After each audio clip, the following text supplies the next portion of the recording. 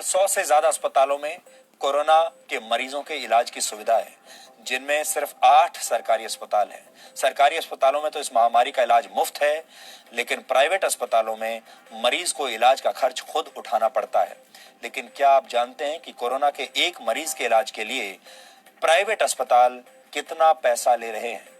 एक कोरोना संक्रमित मरीज के इलाज का औसत खर्च कितना हो सकता है? इसे जानने के लिए हमने दिल्ली के कुछ प्राइवेट अस्पतालों में इलाज करवा चुके मरीजों से जाकर बात की, जिससे हमें कुछ महत्वपूर्ण बातें पता चली। आज आपके लिए ये जानना बहुत जरूरी है। एक मरीज को 4 से 8 लाख रुपए एडवांस के रूप में अस्पताल में जमा कराने होते हैं। नोट कर लीजिए, 4 से 8 लाख रुपए। 2 से 3 बेड के वार्ड में प्रतिदिन का जो खर्चा है वो 40,000 रुपए तक हो सकता है, और उसमें भी आपको अकेले कमरा नहीं मिलेगा। जिस कमरे में 2 से 3 लोग रखे गए हैं आपके साथ, वहां आपको 40,000 रोज देने पड़ेंगे, 40,000 रुपए। जबकि सिंगल रूम अगर आप लेना चाहते हैं तो उसका किराया 50,000 रुपए प्रतिदिन तक होता है। इसी तरह अगर किसी की हालत ज्यादा गंभीर हो जाए और उसे आईसीयू में भर्ती कराना पड़े तो इसके लिए औसतन 75,000 रुपए प्रतिदिन आपको खर्च करने पड़ेंगे। 75,000 रुपए रोज।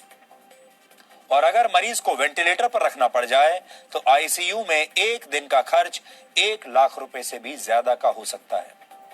यानी अगर किसी मरीज को 10 दिन भी किसी प्राइवेट अस्पताल में बिताने पड़ गए तो उसे कम से कम 5 से 6 लाख रुपए तो खर्च करने ही पड़ेंगे, और अगर हालत गंभीर हुई तो 10 लाख रुपए। इसके अलावा पीपीई किट्स, जो अस्पताल का स्टाफ जो पीपीई किट्स पहन रहा है, जो डॉक्टर और स्वास्थ्य कर्मी पीपीई किट्स का इस्तेमाल कर रहे हैं, उसका खर्च भी मरीजों से ही वसूला जाता है।